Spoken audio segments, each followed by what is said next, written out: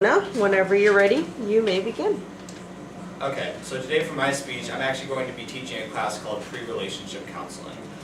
Now, this is all the things that I feel like most people don't know before they get into a relationship, whether it be in their younger life or when they're like more advanced in age, like in their 20s or 30s.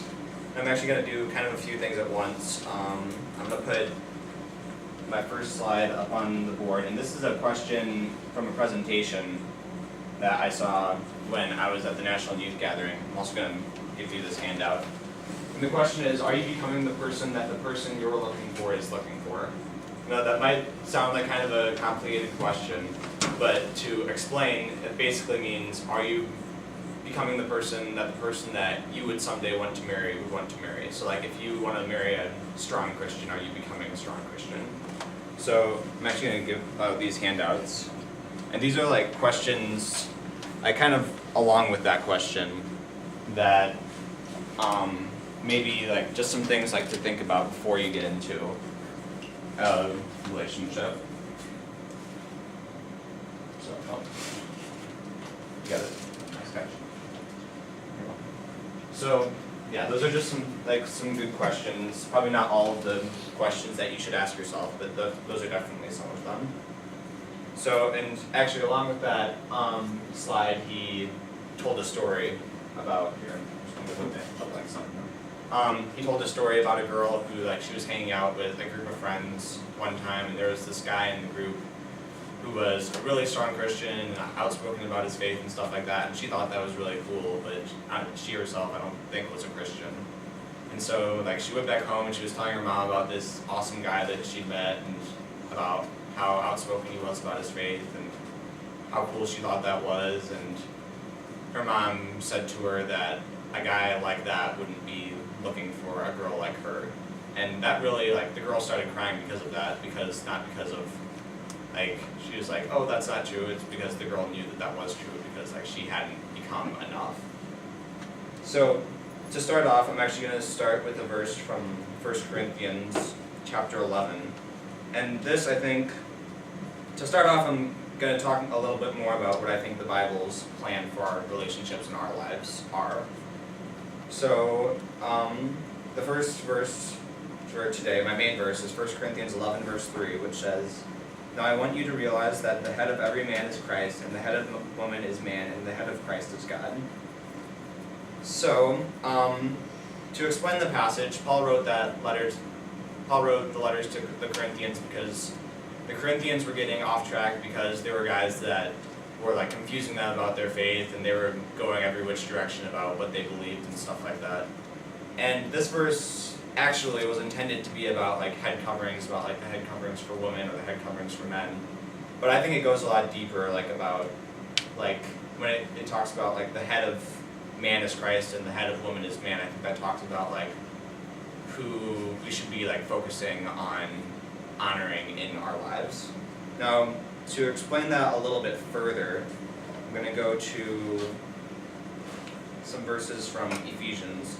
And this next little section, I just entitled it on my note card, Healthy Relationship Plan, and I'm going to be quoting two different verses kind of back and forth throughout this. One of them I'm going to read, one of them I'm just going to sum up. But the verse from Ephesians is Ephesians chapter 5, verses 22 to 25 and 33.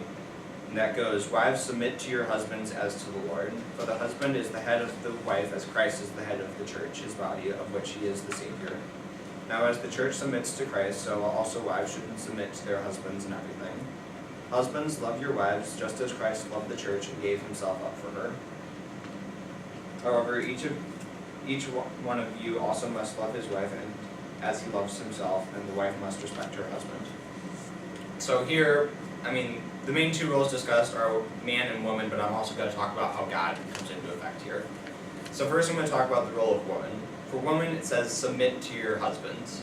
Now, when I heard that when I was at the National Youth Gathering at a different session, I heard the word submit, and I kind of didn't like the word submit at first, just because it sounds like, when I think of submitting to someone, I think of being a slave to someone.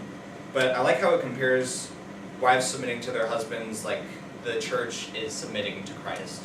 So it's kind of a relationship where the wife will work for the good of the husband, and in response to that, the husband will work for the good of the wife, as it says in verse 25, husbands, love your wives just as Christ loved the church and gave himself up for her. So I don't think submitting should be like because you have to. I think it should be because you want to love and honor your husband. Now, for the men, it says, husbands, love your wives just as Christ loved the church and gave himself up for her. Now this I think is important, just how we're supposed to love our wives. And ultimately I think if we go into a dating relationship, I've never been in one before, but like if we go into a dating relationship, I think it should ultimately be with the purpose of someday marrying that person. And I want to ask this question, this isn't on there, but like if you are in a relationship, say there's someone you like or someone you're actually dating right now, would you be willing to give up your life for the person that you're dating? Which I think that's an important question. Like, do you love that person that much? I think it's just something good to consider. Now lastly, I want to talk about how God is in effect in here. God is just kind of the guide for our relationships. Like there's a verse, my other verse that today is Mark 12:30, which says, love the Lord your God with all your heart, with all your soul, with all your mind, and with all your strength. And if we can apply God to our relationships, then I think that we can really thrive in our relationships. Like in this next slide, it says, oh, that's kind of hard to read. It says, the right relationship won't distract you from God, it'll bring you closer to Him. So I think we should be making sure that we like really apply God to our relationships and like have Him first in our relationships and not the other way around and putting our relationships before God. So to sum up all that I've said, I put 4 words for the summary thing, and that was you wait, God work. So ultimately, we need to wait for God to work through us, and if God works through us as He will, then at just the right time, then He'll bring us to the person that He wants us to be with.